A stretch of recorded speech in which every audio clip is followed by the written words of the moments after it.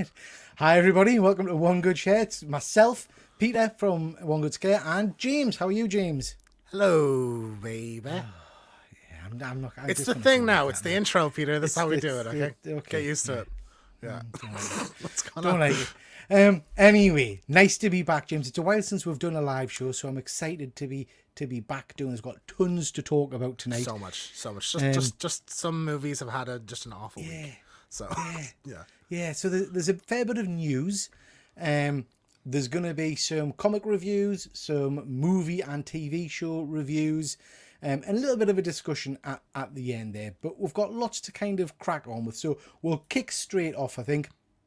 And James, you've been literally dying to talk about this for weeks. So tell me what the hell's going on with screen. You have control of the slides. Okay. There's so much. There's a lot. A lot has happened. So Melissa Barrera, who is the star of the last two Scream movies, she's the main character, Sam Carpenter, has been fired from Scream 7 for, quote, a series of quote, inappropriate comments. And so it's the two directors of the production company, Spyglass Media, have made this decision. Basically, she kind of commented on the Israeli Palestine conflict, saying about, and she compared like the treatment of civilians there to the Holocaust, effectively. The sentiment of what she said was kids are dying and that's bad. Yeah. And I don't really think that's a very controversial thing. So Spyglass put out this thing, we don't support anyone who has hateful anti-Semitic things to say. And I just don't think it landed with people the way they were hoping, because people can see that they're not the victim here. And so she's effectively been fired for no reason, for just speaking out on something that she cares about. But it wasn't hateful anti-Semitic stuff. It was literally saying, regardless of who's firing the bombs, when children are dying, it's a tragedy. Isn't that basically what she was saying? I don't think that's a controversial thing to say, Peter. Do you know? So yeah, so she's been let go now. So I mean that's shit, mate. Awful. And like you very rarely see everyone on the internet gang together to be pissed off at one thing. And yeah, everybody's annoyed at this. Like, and it's not even because I know that she's not like over the last two movies. I think Scream 6 changed a little bit, but not been the most popular. I remember Scream 5 came out and a lot of people kind of criticized her performance. So I think it is kind of a sentiment thing rather than actual support for her. It's just like, no, she didn't deserve that to happen. Like, she's effectively been fired. I remember waking up in the morning and seeing Melissa Barrera fired for tweets or whatever. Yeah. I'm just thinking, shit, what did she do? And I just assumed, like, oh, she's after coming out. This is another Gina Carano thing where she's after coming out and saying, like, masks don't exist or COVID doesn't exist, something stupid like that. But no, she just said something as uncontroversial as I think. Like, she obviously said it very impassionately, but I think this is absolutely absurd now to be sacked off the movie. So do you think that's her entire career screwed now? No, I think it's just that one production company. Okay. Yeah, so I've always liked her as an actress. I'm sure she'll have no problems getting other work in other places. But yeah, this is just a sucky situation. So that was day one, Peter. Day two. Just before you move on to day two, let's just say a quick hello to StreamYard. Quack. Thank you for joining. And we've got Fuzzy here. Fuzzy's saying, dim the lights. It's time to get your spook on. That should be our tagline. Oh God, you've got him doing it as well. Hello, baby. Oh. And we've got Fuzzy. Nice to see you on a Friday. How dare you? How dare you, Fuzzy? Very Sorry, James. I interrupted you in mid-scream. So that's I'm just ranting here now. So that's day one. Day two, Jenna Ortega is not returning for Scream 7. I mean, that to me is the bigger news. It's a 1-2 punches. And now I just watched Scream 6 last night for the first time since the cinema, and she's fantastic in it. Like, she's such a great, charming presence. Scream 6 was filmed before Wednesday had come out, so like she was kind of a star on the rise, and she's kind of blown up since then. So initially they'd reported it was scheduling conflicts because she's filming Wednesday in the summer, which that makes sense. Then because of the timing of it, a lot of people are thinking, well, maybe her and Melissa Barrera are like best friends, right? So that's possibly the real reason. Now it's come out that it was a pay dispute. So I think it makes sense. We saw what happened with Nev Campbell last last year with Scream 6 that they're, they often don't want to pay the actress what the actors feel like they're worth, and she's obviously, I think, shot to stardom, so naturally she'd be paid more money for her time for this. But I think she don't want to do it. I'm not being funny, but these movies now are making a nice bit of money. They're not. These aren't bombs. Do you know what I mean? Scream has got a lot of cash generation behind it, so you would hope they would pay a fair wage for the talent, as it were. Absolutely, and especially when you see like Courtney Cox is probably getting, $5 million for her showing up, if not more. So like, it's a load of bullshit. It feels like. So I think that's just, you've lost now your two lead characters. Now at the end of Scream 6, I remember just being like, I love the core four. Let's go forward with these guys. We don't need Sydney. We don't need Gail. Let's move on. And that's just gone down the shitter now. I mean, we talked a lot, didn't we, about the fact that you could leave the legacy characters for me and just focus on these guys now. Yeah. And she, sorry, James, I forget the name of the first actor you said. Melissa Barrera. Melissa. She kind of left it on an interesting place where she could be the slasher in future movies. That's the natural progress. I think that's what they were building to that, And like the annoying thing is that we know that Scream 7 was supposed to be about them. Or at least I think Jenna Ortega probably would have had a reduced role in it, but still been in it. But it was going to focus on Sam's possible descent into being a ghost face.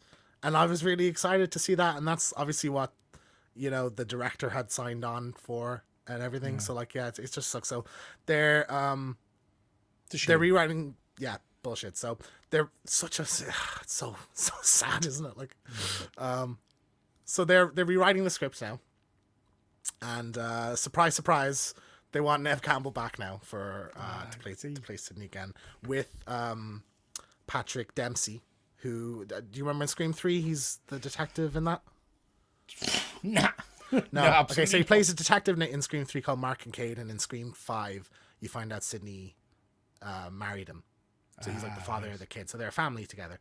So the drama aside, I actually like the idea of like Sydney protecting her family, like a movie like that. I think that's kind of interesting. I think this is your saving grace, really, is to, like, you need her to come. That will buy back a bit of goodwill, bring Sydney back. Even though I was very much prepared to leave her behind.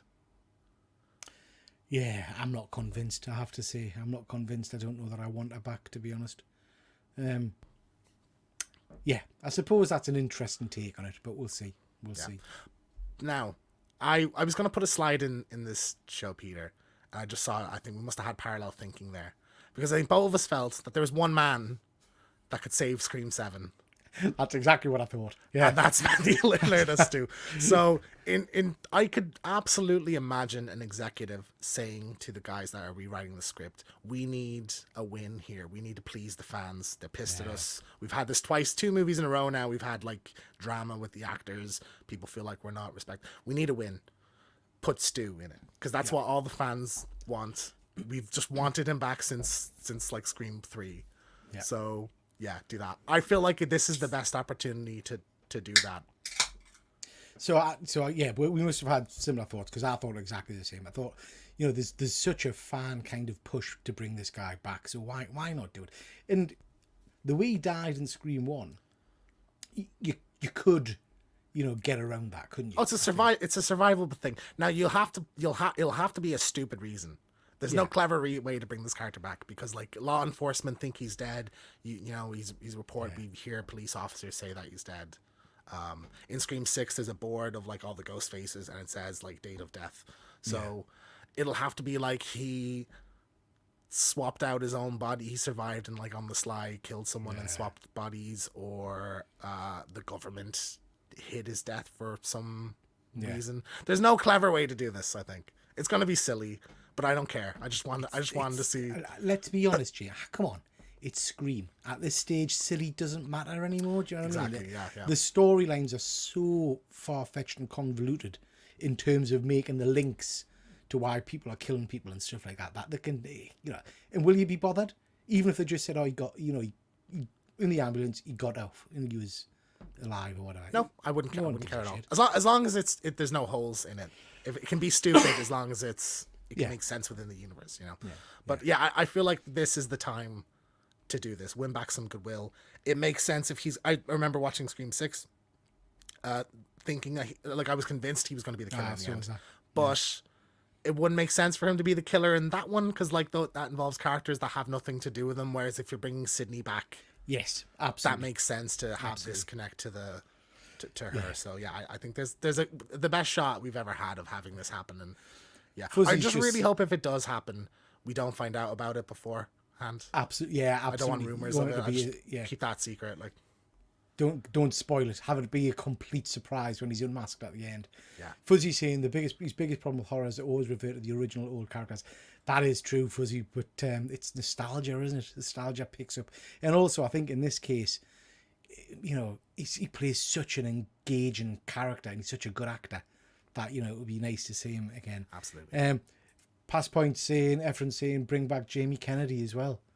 Jamie Kennedy. Yeah, in Randy in the first two. Randy. I love Randy. Yeah, I wouldn't be. Again, if they want to kind of buy some goodwill, you could have Sydney kind of have dream sequences and bring some of these actors back for bring back Rose McGowan maybe for a cameo and kind of stuff like that. Like the way they brought back Skeet Ulrich in the last two. Yeah. I'd be up for that. But yeah, just do this, and I'll forgive you. You'll be a happy little change. Yeah. If you give us Stu, I'll always forgive it. Yeah. So Good stuff. now I don't know if there's been leaks of the script that was written at least, but I've seen a bunch of fan posters crop up on Scream 7, and a lot of them have this one particular theme that it's a Christmas movie. All right. And I think that's a brilliant idea. I think it opens up a whole new avenue for movie tropes to take on. You tackle Christmas movies and the tropes of that, and you can also jump into holiday slashers or festive horror movies. I'd absolutely, I think this would be a great idea. And if you have Sydney and it could be Sydney defending her house on Christmas, you could almost have a Home Alone kind of thing to it where she's setting traps and stuff like that, you know? Yeah. What do you think of that? I would be more excited if I hadn't just seen the Terrifier do the same thing.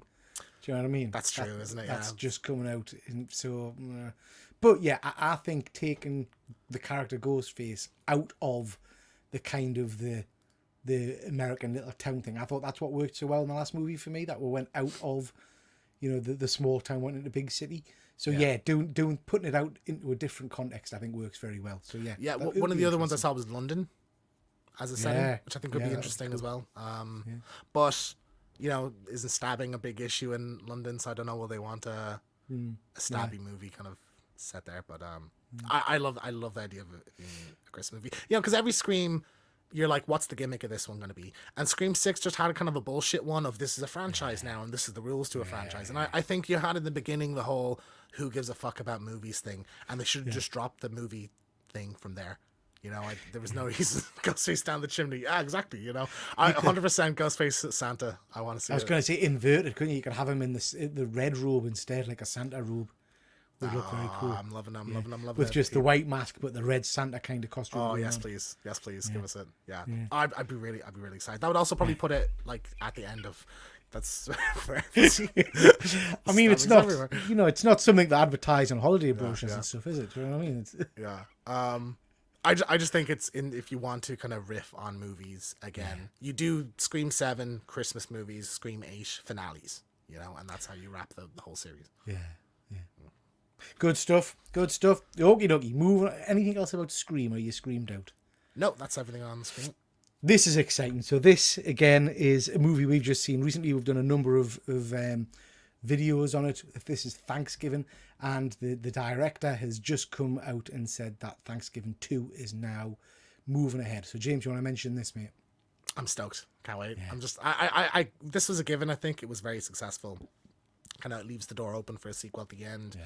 And I'm happy. And you know what I love is if you watch the video that Eli Roth put out, he looks so happy. He looks like he recorded it literally as soon as he got the phone call. He put his camera on, and he's just so excited. He goes, "I've always wanted a slasher franchise, and now I have one." And I'm like, "That's just so nice." He's obviously so passionate about this franchise. So yeah, fantastic news, I think. And I'm hyped for this. I love this first movie, and we said on the videos.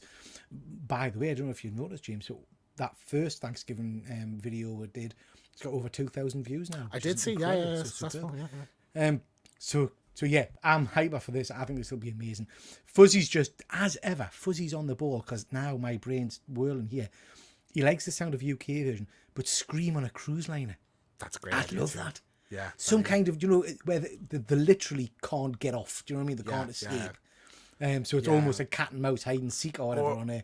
Yeah, or that would be amazing. Scream on a plane would be kind of cool as well. I don't know. Maybe.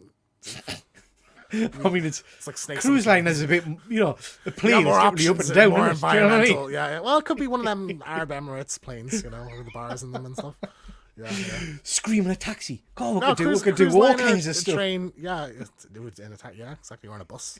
Scream on a bus. Well, they did Scream on a train already, didn't they? With the subway in 6. So yeah, absolutely. That's cool. Idea. Fuzzy. I'd like Absolutely.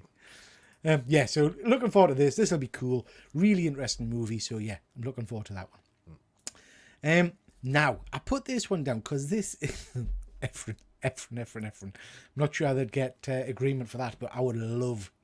I've always wondered why they don't do like a horror in a Disneyland or something. I tell you what else. Sorry, go on. I was just going to say something else. Do you know when you're driving to work and your little brain's going and stuff? I've often thought about a hospital setting at night would be superb for a horror movie. Going around all the walls Halloween and doing 2? stuff and things like that. Is that in Halloween 2, is it? Halloween 2 is in the hospital, yeah. Oh, I can't remember that. There's a few, I think The Exorcist 3. Because I was thinking of all the different machines and things, the radiation machines and the MRIs. Well, yeah, the background. Oh, Final Destination in the hospital would be pretty cool, so I think. So yeah, anyway, this one really jumped out at me. I didn't even know this was a thing. So this is a reimagining of Nosferatu, and it's by, I've got it on me bit of paper, I can't read it, it's that dark. Robert Eggers, who did The Witch, The Lighthouse and things like that. Apparently very, very good director. This incredible. thing has got some stunning cast. It's got William Dafoe, it's got Nicholas Hoult, who I know we both love, and it's due out 2024, end of 2024.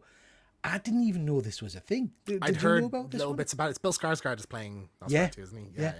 I think it's funny is Willem Dafoe in it? I didn't know he was in it. Yeah. He's down in the cast. That's funny. I know he's a Robert Eggers kind of veteran. But he did The Lighthouse, didn't he?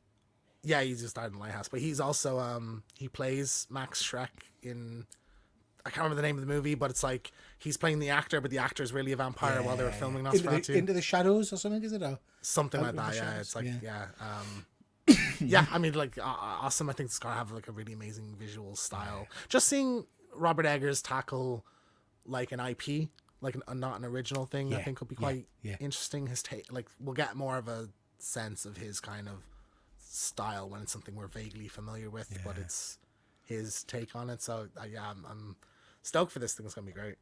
This will be one of the big horror movies of the year, I think. I'm looking forward to it, and I think the effects on the vampire will be incredible. I mean, I love the original. It's a long, long time since I've seen it, but I do love the original. Fuzzy's saying it's even made his radar, which doesn't normally happen. Yeah, I must have just been dreaming this, but it does make us think. I'm still irritated that we've not seen that last vampire movie yet. What was it? The Last Dawn Voyage of the Demeter. It's on streaming now. We never got it in cinemas. Is it? Yeah.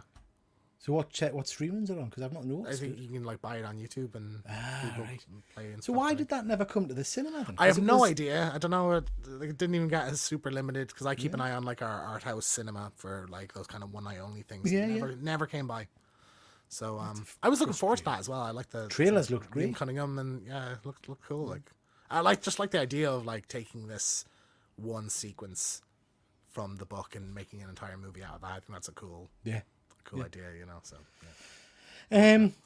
next, this is Black Mirror. So this is confirmation that Netflix have said they're going to give them another season.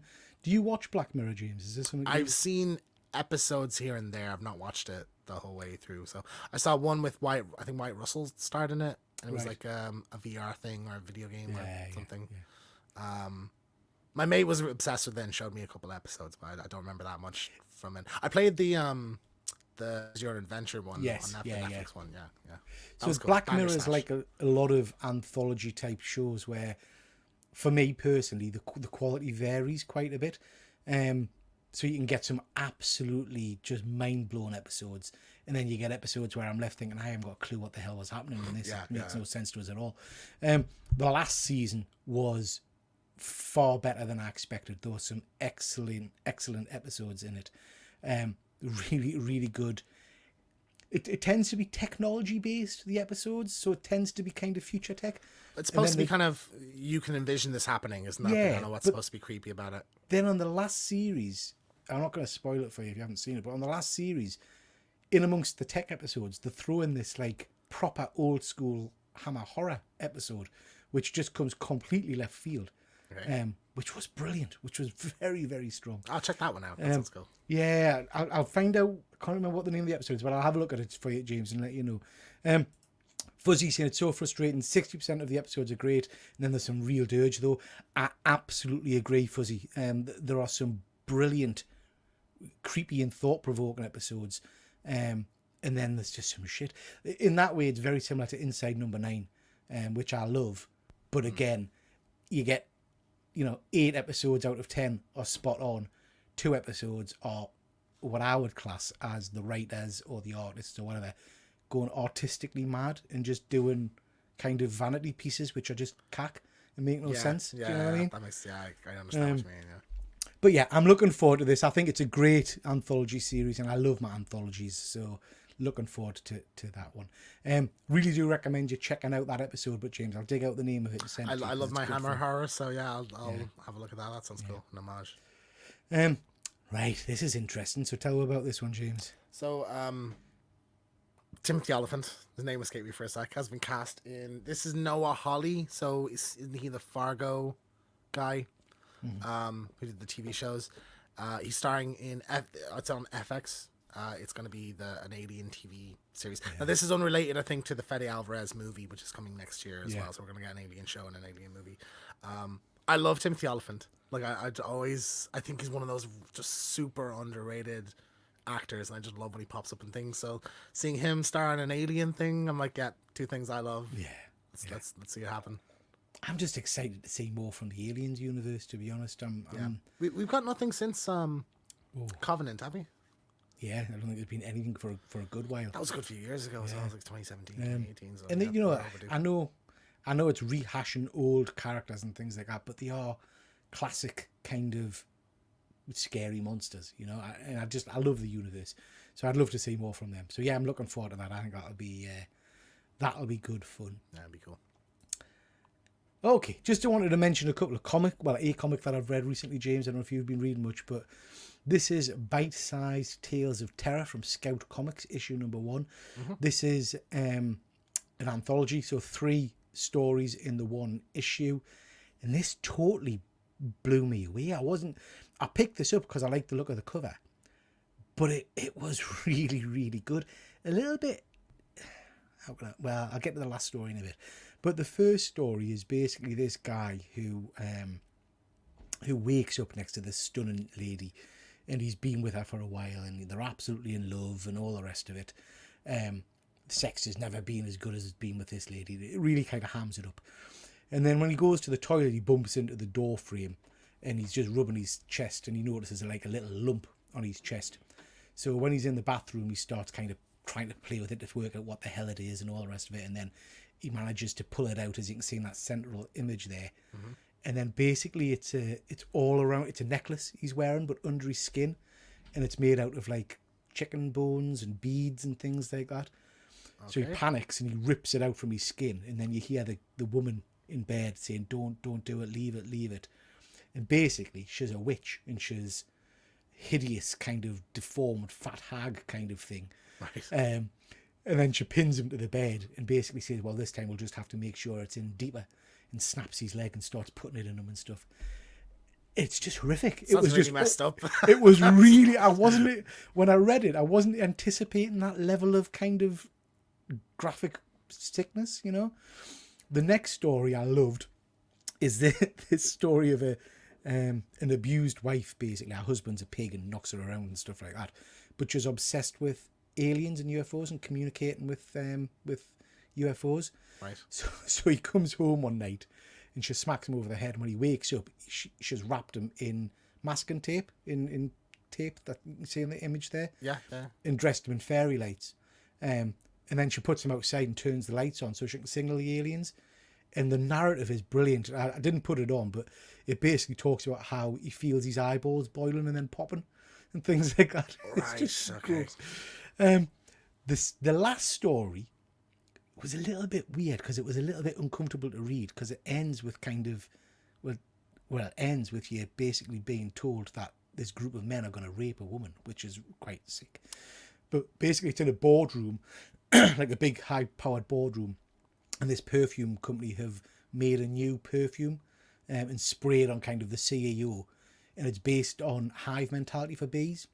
And then all of a sudden all the men start kind of smelling it and fighting for dominance, and it ends saying, well, in a beehive, the bee that's the strongest wins the right to mate with the queen.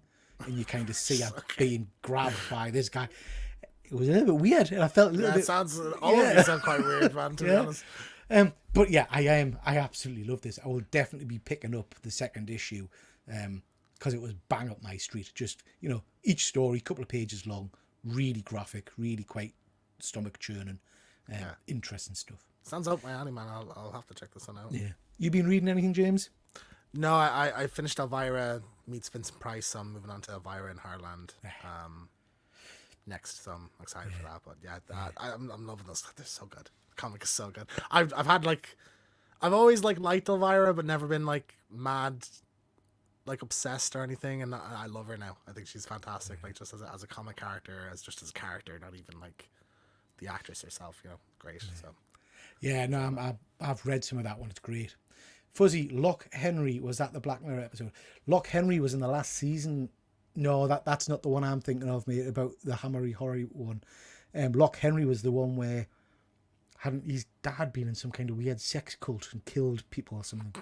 It was a bit weird. No, I'm thinking of the one, Fuzzy, where they take a celebrity to a kind of a retreat, and they go to try and take photos of the celebrity, and it all kicks off. That's the one that I quite liked. Okay, talking TV and movies that we've watched recently, I wanted to touch on American Horror Stories. So this is American Horror Stories, which is the anthology series, not the main American Horror Story. This is on to season 3 now, and they've just dropped 4 episodes of season 3. Have you seen any of them, James? just the one you showed me, and was it Killer Santa? No, yeah. So that was a few seasons ago. That was the with Killer the guy Santa. from Glee. Yeah, but also the Santa was the machete Trail. guy. Yeah, which is superb. So this season started off with 4 new episodes. I've blitzed them all. I'll just go briefly into them because there's been some real interesting one. First episode is called Bestie, Nice. and it's oh God, I loved it. It's basically about this young girl whose mother dies of cancer, and they move into a new school, and she's got glasses and she's a nerd and things like that. Nobody at school likes her. The only teacher that likes her is the drama teacher, who's this image here is referencing whose baby died with an umbilical cord around its neck. So he kind of tells her that. So she dresses up as it is Halloween to try and upset him. Okay. But basically the way this story goes is she makes a friend online who's this kind of deformed kid who lives in a house somewhere, and as the story progresses, the deformed kid kind of keeps saying, "Oh, you're living my life for us because I come out of the house, you know, and what do we do when we're scared? We push through and do stuff." So she keeps telling her to do worse and worse things, like poisoning people at school and then doing this to the teacher and stuff. Right. There's a horrific scene where her dad locks her in the cellar, and the bestie says the only way you'll get out of here is by hurting yourself, and then you'll have to take you to hospital. So she convinces her to put a hand in a vice and then smack her wrist with a hammer and shatter her arm. It's horrific, absolutely horrific. Excellent episode. if you watch one, James, I'd recommend you watching that. I really enjoyed that episode, and it's got a good twist end as well. Next episode, They're on Netflix, aren't they? Disney Netflix Plus. that has Disney No, Plus? Disney, Okay. Disney Plus, yeah. Yeah, it's Fox. This sorry. episode was great. This was Daphne. This was more like a Black Mirror episode. Gwyneth Paltrow plays the voice of Daphne, which is basically a blue flashing box, which is like an Alexa, an advanced Alexa. And basically the story goes through where the Alexa and the guy fall in love, and the Alexa thing starts doing stuff like poisoning his girlfriend and things like that. By the end of the episode, you're left questioning whether it was all in his mind or if this box is real. So yeah, that again, a very strong episode.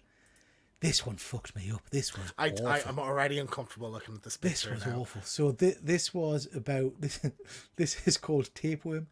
This is about models and this lady who wants to be a supermodel.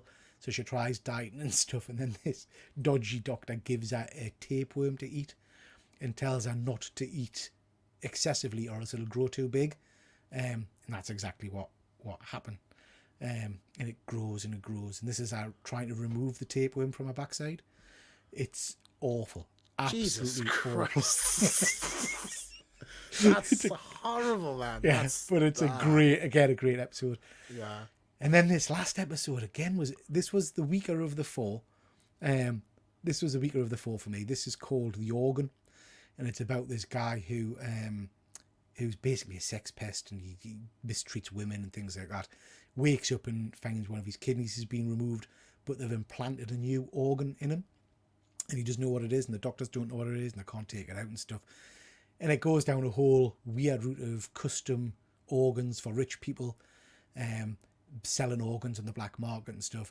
And then this organ that's been put in them to grow is basically a kind of how can I put it? A thing that you put into women, and it means that all of their orgasms are the best orgasm they've ever had. What do you mean a thing you put into? It's they remove the organ from him and implant it into a lady, and it gives them the best sex they've ever had. So is he just like a host, like to grow it? Yeah, he's just grown it for them. And they come back for it, is it? Yeah, they come back for it at the end. right. Yeah, and kill him. Yeah. Yeah. And that was quite a sick episode. Yeah. So yeah, some really interesting, cool stuff. I mean, I thoroughly enjoyed it, I have to say. Fuzzy's just saying my missus watches this, she loves it. I've never bothered. I watched season 1 of the main show but never returned. Fuzzy, this is again, it's only 45 minutes to an hour long episodes, but again, the quality varies massively. Last season, so season 2 was dog shit. There were some awful episodes in this. I would recommend giving series 3 at least the first episode a go and see what you think of it. I'm surprised how gross it goes. So this is very like verging on human centipede kind of style. Yeah, some big actors in it. Tapeworm, yeah, it's not the best made, not the best. So yeah, you know that from experience. Yeah. So yeah, a great series. Recommend people check that one out. That's American Horror Stories. See, what does my Mrs. Friggin watch? Absolutely, please, absolutely. Okay. Tell me about this, James. This is Pearl.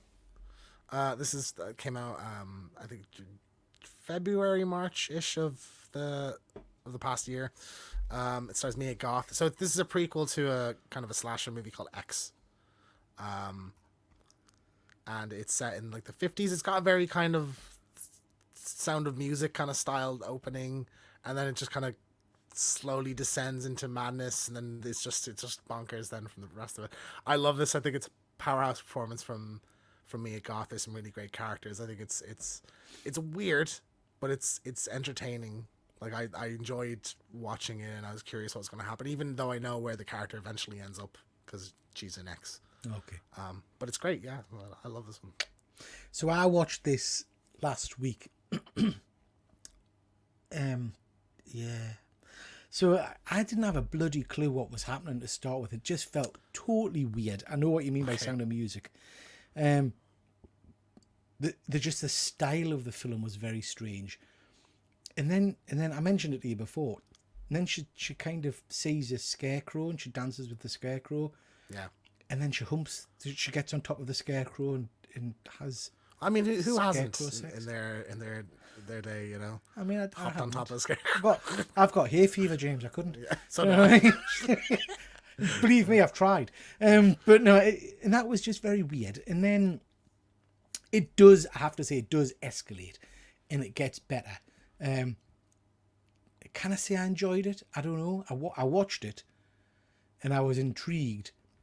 I think some people will find this a hard watch because I'm not sure they'll watch through to the good bits, if that makes sense. I think people It's will very turn off. akin, I think, to Joker. Like it's that kind of descent into madness. Whereas like, it's interesting because the movie, it stems from like X is a Texas Chainsaw kind of homage movie. Like it's a fun slasher with some great kills and like really good cast. Jenna Ortega's in that as well. Excellent movie. So like it's a weird tonal shift to take after that, but I think it's really interesting. It's She's well you're made. right. She's phenomenal in it, mind. Mia Goth is amazing. It's unsettling, I think, throughout. Oh yeah, you know? yeah. Yeah. It's a bit. I don't think it's as good as, but it's a bit kind of. It's got Psycho vibes to it. That kind of just undercurrent of madness coming through. You know. Yeah. It was an interesting one. I will watch X just to see what that's like. Just a great character piece, I think. Though. Yeah. So, and with the context of X, I'm curious what you would think of it Yeah. as well. Yeah. I'll go and watch X. I think. This is interesting. I've watched the first 2 episodes of this. This is the Enfield Haunting, which obviously they based the second Conjuring movie on, I believe. Yeah. I'm enjoying this. I am enjoying this. So I don't know if you've seen this one on Apple TV, James, but basically what they've done, the investigator of this, the British investigator guy, recorded, I think it was 200 hours plus of tape. It's the most well documented haunting ever. Right. And what they've done, which is really clever, is they've used the tape recordings, so you're hearing the tape recordings, but they've got lip syncers to act it out. Oh, that's clever. I like so that. you're watching it, but with the voices of. So it is the like tape. a really accurate recreation of it. So yeah, that's cool. I dig that. So yeah, I'm on to. I'll be starting episode 3 tonight when we finish this. It's really well done. It's really intriguing. But, having watched this and listened to the tapes, it's bollocks. The entire thing is bollocks. Yeah. You know, it's just single-handedly disproved. yeah. I mean, I want to believe. Do you know what I mean? I really do, because I find it so intriguing and stuff. But this is your worst case scenario for a ghost kind of thing. It's like every time you shut a door, a chair right next to the kids will fall over. But nobody sees it. Do you know what I mean? It just happens to be the kids. They hear this horrendous, spooky voice that comes from one of the girls who laughs before and after she kind of does it. And I don't know. It's just, unless the 3rd episode's going to totally change my mind, it looks very, very false. This is an incredibly famous photo. Yeah. Of the actual, you know, the events where it was claimed she suddenly flew across the room. And was hovering. It was caught on an automated camera. Skeptics say she jumped off her bed. Jumped off the bed, yeah. Yeah. Jump off the bed and look scared, Delilah. Yeah. Let's do this. You know. Yeah. I mean, it doesn't help that the 2 girls involved have come out afterwards and said that they faked some of it, not all of it, but some of it. They claim You just shouldn't say anything then. Like, Yeah. You just yeah. I'd be interested to know if people have watched this or if people have seen many of the documentaries about it, because it's certainly not making me believe. It's making us disbelieve the full story, to be honest. Are the Warrens in it? In the Not documentary? yet. The Warrens Not yet. haven't been in it yet. That's that. I'd be curious to see how it approaches that. What's it called? Is it just called Enfield or the Enfield Haunting or The Enfield Haunting, I think it's called. It's on Haunting, Apple, okay, on Apple TV. TV. Okay, I'll check this out. I love a good horror documentary. I know this case fairly well because I often, when I see a movie, when I'm into a movie and it's based on a real thing, I'll have a look, see the real story. So when Conjuring 2 came out, I looked into this, and yeah, I think it'd be funny to watch it and just go, well, that's bullshit, that's bollocks. Yeah, this is So I mean, like the I do- idea of using like the actual tapes to recreate. I mean, that's very clever and it works so well, you know. Yeah, Fuzzy's just saying in the chat there, remember ITV did a show before using the same idea, using the audio tapes from the interrogation. Yeah, it's really clever because you at some point you kind of almost forget that they're actors. Do you know what I mean? You're just watching and hearing, and worth watching. I'm going to watch the third episode, but I would love you to watch it, James, and we're going to have I'll check it out. We'll do a little thing at the end. we'll unpick whether we think it's true or not. Yeah. Or whether we think it's bollocks. You Right. take away in this one. Monarch: Legacy of Monsters. So this is the Apple TV show set in the Godzilla Kong kind of universe from Legendary Pictures. I'm not sure how I feel about this show, to be honest. I'm only watched the first 2 episodes. You watched the first 4, yeah? Yeah, I'm under 4. Yeah. I think I'm intrigued. I like quite a lot of the characters, and I know it's only laying groundwork. I think visually it's stunning. Like this shot here on screen now is from the show. That's incredible. That's like one of the best shots of a television series I've ever seen. Like it looks almost flawless. I like how it's tying into the movies. Like we have kind of one of the characters is a younger version of John Goodman from Kong, things like that. And there's a kind of a dual timeline setting. So one set in the 50s with Wyatt Russell and one set in modern day or 2015 with Kurt Russell. And I like that. But I'm curious how by the end of this show, it's going to have what kind of revelation, because the whole thing takes place just after Godzilla. So we have seen Godzilla 2 and Godzilla versus Kong, and we have Godzilla X Kong next year. What's going to be revealed in the show that I care about? You know, is it just going to set up, oh, this is how this thing in King of the Monsters happened? I'm like, I don't care. I don't remember what happened in King of the Monsters. Do you know what I mean? What's the kind of stakes of this?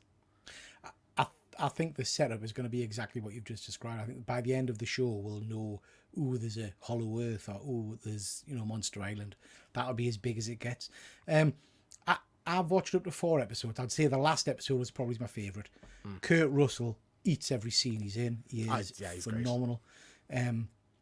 This shot is spectacular, but I would counter that, James, mind, and saying in the first episode, I thought the shot of the spider running across towards the sea was dreadful. I didn't think that was At the very beginning. Yeah, it didn't. I thought it looked good. I wasn't sure if that was from Kong or if that was a film scene, because I haven't seen Kong. In ages. But this looks great. I sound like my dad, honestly. The only thing that bothers me is it suffers a little bit from the other the other Godzilla movies, in that it spends an awful lot of time on the human characters. That's not what I'm here to watch. There's not much monsters in the first 2. Yeah, I'm here to watch monsters. Which is probably why I enjoyed the last episode more, because I'm not going to spoil it, but there's a lot of monster in it. You need, though, for a show like a 6-part, 8-part, whatever, like good characters that are developed and are interesting to watch. So it has to do that. That is a problem with the Godzilla movies, but I think Kong balances it really well. It has really fun characters, a really great tone to it, and then like loads of monster shit in it. So like that balances it perfectly. Godzilla's always been a bit, it's all scientists and military men. It's like, I don't care.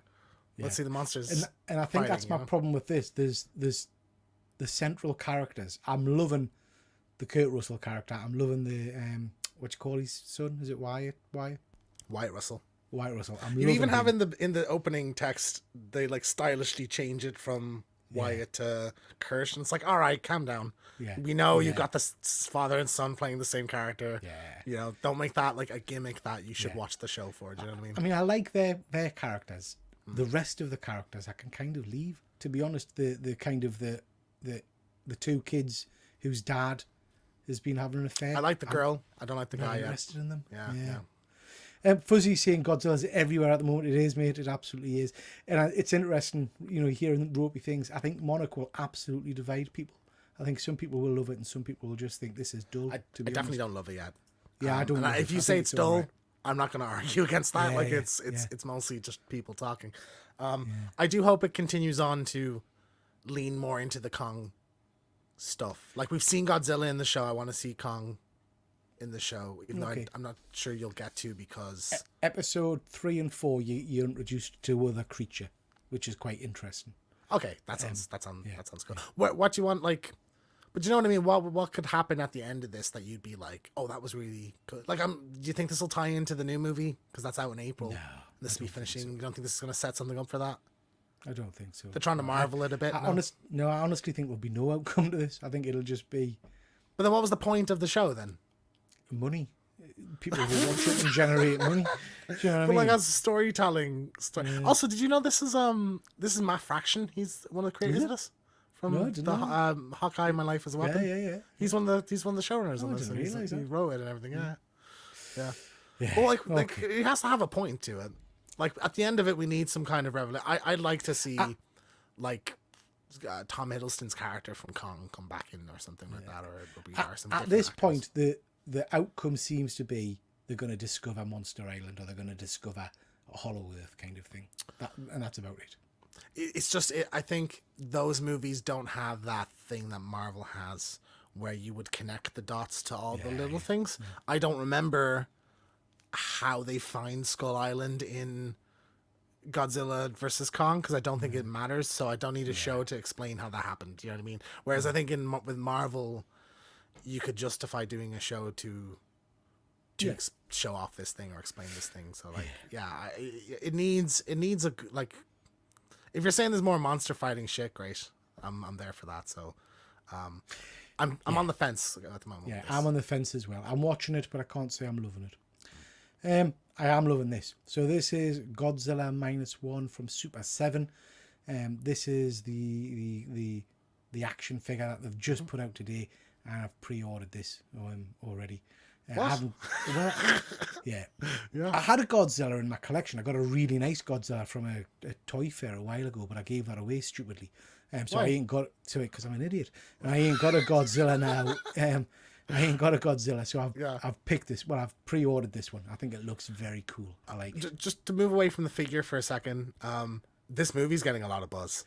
Is it out at the cinema? It's coming out on Monday, I think. Okay, I will go and see. I'm gonna go see it. And like, I hope it's in IMAX, and I'll go see it in IMAX. Because like, I've heard nothing but incredible things. And it's like, I don't think I've ever seen a Japanese movie in the cinema as well. So that'd be kind of interesting to see. I haven't watched many of the Japanese Godzillas, and none of the recent ones anyway. So I'll probably go and see this. I'll go see this. So yeah, all of that looks very cool. Other toys. This is from NECA. This is the Spider Gremlin. I quite like the look of this. I think that's a very detailed figure. I don't collect the Gremlin figures, but it is pretty cool. What do you think of that? I don't know, Gremlins. You know, it just looks the same as all the other Gremlins. It looks the same as the other Gremlins. It's just another Gremlins. It's just another Gremlins figure. Like, I don't care. Jesus Christ, honestly. Now this is cool. Murky. This is cool. Now I know this isn't technically horror related. It's not horror at all, Peter. It's well, that's pretty horrific. I'll allow it. Look at. I mean, the just the balls of putting, the exploding hand shot. I just think is amazing. Yeah. That classic scene where the shotgun blows his hand off. I just think that's a phenomenal figure. I'll not be buying it, but I just wanted to. It's a cool thing to see. Yeah. It is. I've never really been a fan of like scene specific figures or pieces, but I think this is, if you're a RoboCop fan, this is a must have. I think this is a really cool thing to do. I assume then we'll gash the villain from like Kurtwood Smith's character, Clarence. Clarence. Is it Clarence Bodiger? Which one's he? Is it Clarence Bodiger? I can't remember if he's. You're thinking Clarence Hannibal, like Claire. No, there is a Clarence. Is it Clarence? Can you fly, Clarence? I don't think Clarence. I think Clarence is the big boss. I can't remember what the other one's called. Right. Yeah. Anyway, but they have to do him anyway, so they can have him shooting the guy. Yeah. Which I might buy that figure because I love Kurtwood Smith. Yeah. Very cool. Yeah, it's cool. I spotted this on Facebook and it just made us chuckle. Still have no idea how the first one led to parts 2 and 3, but it made us start thinking about good sequels and bad sequels to horror movies. So I wanted to pick your brain, James, about what you think are some of the worst sequels to horror movies and what you think are some of the best sequels to horror movies. We've got a selection there. See, a lot of these now I'm looking at, like Silent Hill 3D. The first Silent Hill is not good, so the second one not being good. I think the worst, why I would class it like the worst sequels are bad sequels to amazing films. Yeah. That said, some of them have kind of grown you grow an admiration for over time. So like Nightmare on Elm Street 2, I think a disaster compared to the first. Like the first movie, one of the greatest movies ever made. You come out with that shit then after it. Yeah. But over time, it's kind of, there's you notice like the interesting things that they were going for, and I think it's like a weird time capsule as well. So that's one. I don't know if I've tough. seen the Blair Witch Part 2, but I mean, I didn't think the first one was particularly good, I have to be honest. I mean, it's a classic, isn't it? Modern horror classic. Is it? Is it really? Yeah. Suspenseful, you know? Yeah. Scared the shit out of me. not Well, sure. people thought it was real when it came out, so that might be a big factor too. Idiots thought it was real when yeah, it came out. You know what I mean? The Exorcist 2, I think it's like Yeah. you have again often cited as one of, if not the best movies ever made, and then one of the worst movies ever made follows it. So that's a big drop there. What about yourself? What's your highlight? Fuzzy's saying here, I heard Danny Boyle say this is getting a third. If he said 28 months later, yeah. Oh, It might be or 28 years, maybe, is it? 20 weeks, months, 28 years. Yeah, 28 years later. Yeah. Fuzzy's saying Blair Witch is utter bollocks. Yeah, did nothing for me. I have to say. Evil Dead 2, obviously, That's is better best. than the I first. think. Listen, let's not pull shit right now, right? Evil Dead 2 is the best horror sequel ever made. So I'm not sure. I mean, undisputed in terms of like a step forward for a series, like of shaping it into what the like best version of itself. That 100% it's Evil Dead. Because like Aliens, for example, you would have people argue, well, I think the first one's better. I like the horror of that, the suspense of that, whereas 2 is more of an action movie. I think same with Terminator. There's fans of the first one, fans of the second one. Evil Dead. Nobody likes Evil Dead 1 more than Evil Dead 2. Evil Dead 2 is everyone's favorite. Yeah, that is very true. Yeah. That is very true. The Saw movies, I mean, we've had a whole host of sequels. I do love that original movie, but I'm not sure I would say the sequels ever meet or live up to that kind Two's of... pretty good, but I think X is the best since the first, to be honest. Yeah, since the first one. Since the first one. I think Saw 1 is such a mind screw because you didn't know what you were going in to see, and the twist at the end is so good. You know, worst number 2 that screwed over for me is probably American Werewolf in Paris. Have you seen that? No. So the sequel to American Werewolf in London. Right. Horrendous. Yeah. And then, of course, we've been talking about, Fright Night. Fright Night 2 isn't a good movie. I do want to go back and rewatch it, mate. It's a long time since I've seen it. Have you ever seen the Sinister 2? I have, but I can't even remember it. Awful. I mean, like I think Sinister 1 is incredible. Like an amazing movie, terrifying, proper, up there with the best. Yeah. 2 is just awful, just shite. I remember I sat in the front row with my mate because it was a sold out screening, and just pissing myself laughing. Like the whole screen was laughing at the movie. I've never had that before. Like laughing at the movie at how bad it was. There's a scene where like it's just Shannon Sussman. She's an actress. Yeah, so she stars in it, and she's having a conversation with her son. And he comes down and he goes, the other son comes down, so it's the brother, they're like 10, the brother and the mom, and he's like, fuck you to the brother, and then he goes, fuck you too, cunt. It's just like, Jesus Christ, the delivery. It was absolutely just ridiculous. Like, so yeah, that I think that's a sharp owl drop. Fuzzy's saying Tremors 2 here, yeah, Tremors. I mean, Tremors. Never seen any of the Tremors. You've not seen Tremors 1? No, Kevin Bacon, Tremors is isn't a funny franchise. It starts off really strong. I'm saying so, right, before I get jumped on for the Willy's Wonderland thing. It starts off, in my mind, it's very good because I watched it probably 35, 40 years ago. I don't know if it would hold up now. I'm not sure. But it's one of those movies that spawned about 8 or 9 sequels, and each one just gets worse and worse and worse.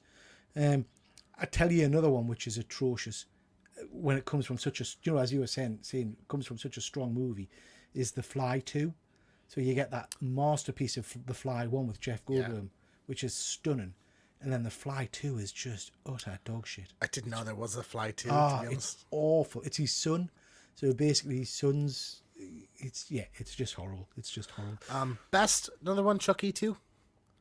Yeah. Child's Play 2, sorry, yeah, I think that's of those original 3 movies, I think that's the best one of that. Scream 2, I put up there. Better than number 1. No, I for most of my life I liked 2 more than 1. 2 is my favorite until I saw 1 again in the cinema like 2 years ago, and then I'm like, no, okay, one's the best, then 2. And then the new ones have kind of edged 2 out for me, I feel like. Eric Stoltz was in Fly 2. Yeah, mate. Yeah, it's not a good film. Not a good film. Yeah, interesting stuff. Any others you want to mention before we move on, James? Unfriended Dark Web. Have you ever seen Have you ever seen Unfriended? No, no. Brilliant movie. So it's the whole thing takes place on a computer screen. Right. The whole movie, it doesn't leave the screen. So it's like people on webcams talking to each other Yeah. and stuff. Brilliant. Like, Like I might have seen this. scary and creepy and really good characters. Like it's unsettling. It's awesome. 2 is just dog shit. So like the first one is a supernatural. It's like a ghost thing. The second one is about like a dark web group that's like coming after them, like of hackers and stuff. It's just like you ruined it. Yeah. So I think like I thought Unfriended was like a really clever movie, and going into the second one I was excited. That one really let me down. Cack. Yeah, not good. Not good. Okie dokie. So, coming to the end of the show, we've got a whole host of stuff on the channel at the moment for you to go and check out. We've got our review of For the Love of Horror. We've got our live show where we talk about Love of Horror and some other geeky stuff. And we've got our spoiler-free and our spoiler-filled reviews of Thanksgiving. So please do go and have a look at those. And we've got our latest I'll Be Right Back. Which was, what was it again? Black Black Friday. Friday. Was terrible. No, I love how you forgot the name of the movie. Black Friday. Yeah. Well, I'm just focusing on that Tash. No, Black Friday starring Bruce Campbell, which sadly is a awful movie. Dog shit. Dog shit. We've filmed this one, so this will be out next Friday. This is Silent Night, Deadly Night, another classic from the 80s, late 80s. Yeah, 85, I think, 84. Yeah, 84. which is about basically mental health and a crazed Santa Claus who dispatches some people. Naughty. Naughty. Yeah, not going to give it away, but check that out and see what me and James thought of it. Yeah. Anything you want to add on any of those, James? No, check them out. They're good. They're good. This one was a really fun one to talk about as well. So I'm having fun editing it, and yeah, that'll be out Friday. Good stuff. We're in December time. It's Christmas time now, so Christmas movies. Christmas horror, that's what we're doing. We're going to do Gremlins, aren't we? We'll do Gremlins, and we'll do that as kind of an added one, I think. Yeah. So because you've not seen it, so we'll make you watch Gremlins. Just wanted to mention that horror related tomorrow night, before my live show at 9:30. We're going to be doing This Is My with Super Sorrel. So if you don't know Super Sorrel, check out his YouTube channel. He's a big horror nerd. So we'll be talking all things comics, toys, and horror with him tomorrow night at 7:30. After that, at 9:30, we'll be going on to do our usual Saturday night live. This is on Triple G Comics, yes. Yeah, over on Say Triple that, G yeah, Comics. yeah. Not here. Not yet. Yeah, over on Triple G Comics. And that's whack.